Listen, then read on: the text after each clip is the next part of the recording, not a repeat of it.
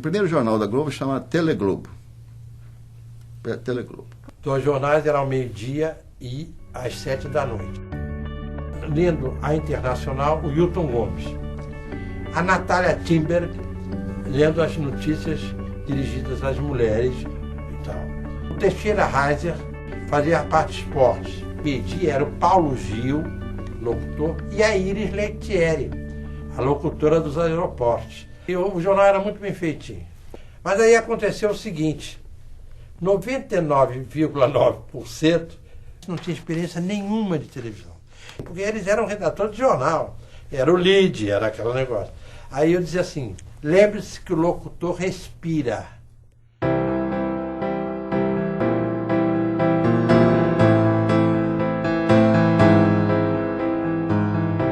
Luiz Jatobá, tinha Sérgio Porto,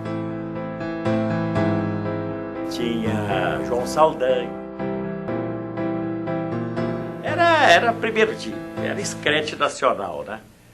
E eu fazia o jornal do meu estilo, quer dizer, eu redigia ele todinho.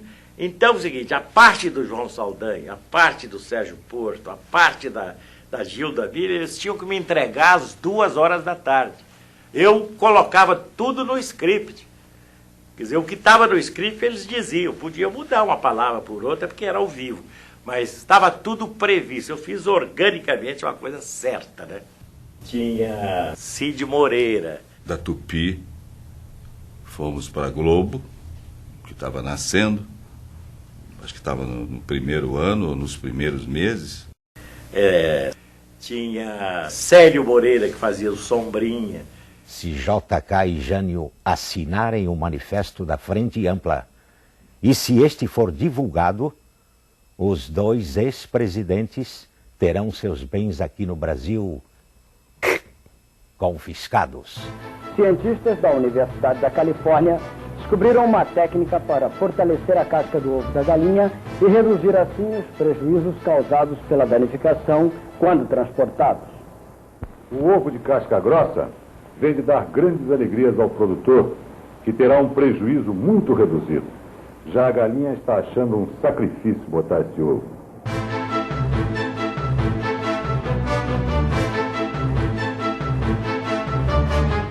Quando o Fernando não renovou o contrato com a Globo e levou a equipe toda, eu consegui ficar com o Jatobá, com mais uns 2 ou 3, e mandei chamar o Majestade da Rádio JB, e o revelei para o jornal, que foi um sucesso incrível, né? Aí eu fazia os bonecos falantes, que eram os políticos, com frases autênticas. Havia um jornalista, William Prado, que ele colhia as frases, não podia inventar frases, porque senão virava programa de humorismo, né?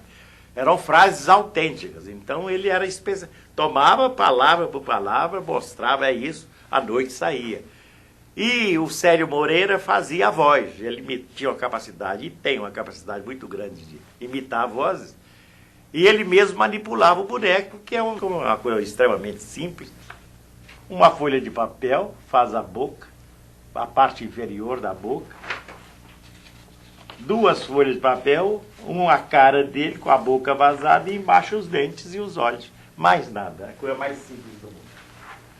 Então eu ficaria rico se eu cobrasse 200 mil cruzeiros naquela época por cada frase, principalmente desse, do banqueiro Magalhães Pinto, meu amigo, que diria na época, Banco Nacional, o banco que estava ao seu lado. E é de noite que eu vou em frente.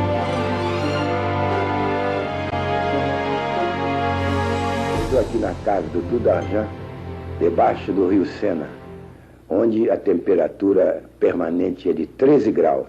Agora que vocês estão aí deitadinhas, bem informadinhas, olho vivo, porque cavalo não desce escada. Ela planta essas plantas. Nunca dei uma importância maior ao programa, mas nunca também destratei o programa. Ele um dia foi até na minha sala se queixar que de quando em quando eu pedia ao Jorge Pontual, que era um dos responsáveis pelo programa dele, que eu pedia ao Jorge Pontual mexer um pouco na gramática dos textos, das notas dele. Ele foi reclamar comigo dizendo que eu tinha má vontade com ele, que eu perseguia ele. A propósito, Antônio Vaz é um dos maiores filólogos do Brasil. Nas minhas crônicas de O Globo, eu sempre recomendo, para não mexer no meu estilo, e manterem os erros de concordância. O senhor concorda com meus erros de concordância? Meu querido, eu parto do pressuposto que o uso de uma língua deve revelar matizes psicológicos particulares e pessoais. Se o erro de concordância em você traduz uma intenção, qualquer que seja de natureza estilística, eu sou a favor do erro da concordância. Mas tinha o seu encanto, o programa dele tinha o seu encanto. Ele era uma presença bonita, falava muito, tinha muito gimmick, ele tinha muito bordão, ele criava muito bordão, o cavalo não sobe escada, não sei o quê. E isso tem um sabor popular muito grande. Abriu-se para ele um espaço no Fantástico, também ele teve uma época que ele tinha uma exposição no Fantástico. Tá vendo aí? Agora eu vou jantar com Sidney Holmes. Merci beaucoup, muito obrigado, Sidney Holmes. E se Cid Lúcio chegou lá, de leve. Na beira do rio Araguari, na margem do Araguari, depois de 1h10 de voo de Macapá. Amaral Neto, quer dizer, pela primeira vez alguém começou a mostrar coisas do Brasil que a gente não conhece.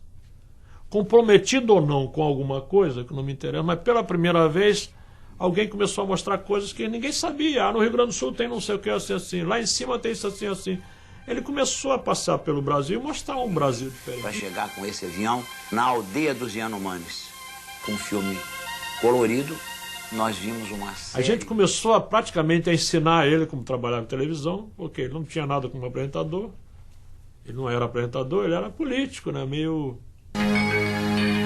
Eu a chamei de monstro das mil faces. Não há dúvida que foi um marco.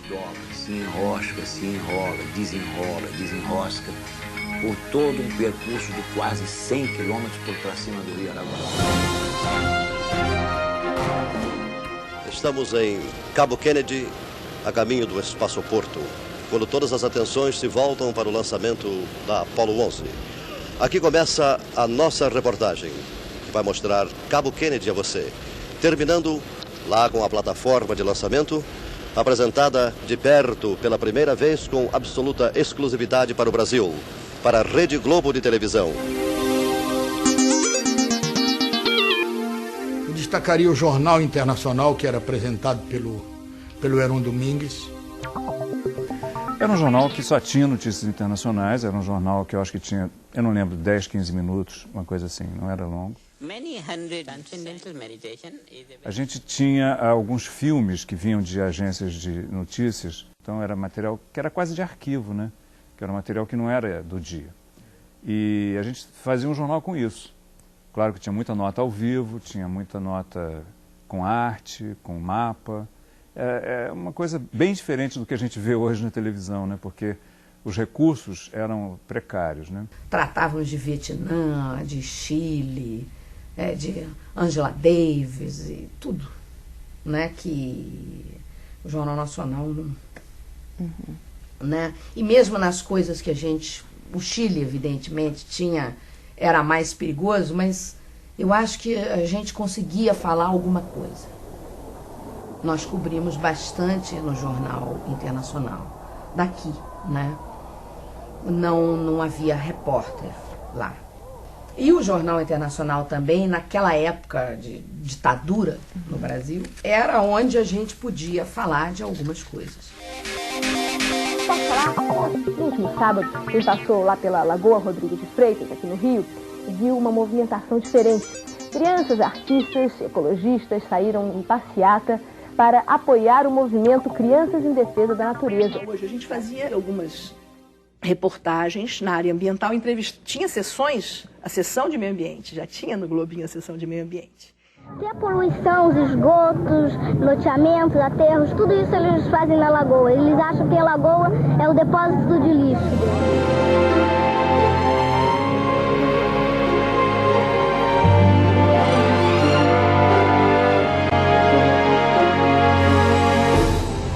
Amanhã no jornal muito charmoso, tinha 10 minutos de duração, apresentado por uma criatura extraordinária, que era Márcia Mendes, que era uma locutora muito, de uma voz muito bonita, e ela mesma, uma pessoa muito bonita, pessoa marcante, uma das pessoas mais marcantes, né, que já apareceram no vídeo da Globo.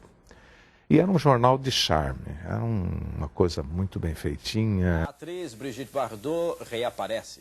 Tinha as frases do dia, achados assim de edição, um pouco mais de profundidade nas coisas, um pouco mais de liberdade de texto, não tão preso como o Nacional.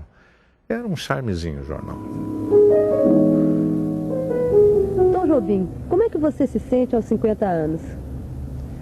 Eu me sinto bem, Tereza. Me sinto... Nem pensei que eu fosse fazer 50 anos. Cobria cultura, arte, espetáculos. Então foi uma forma bem diferente do Jornal Internacional, que era só noticiário internacional. Criou um formato bem mais interessante.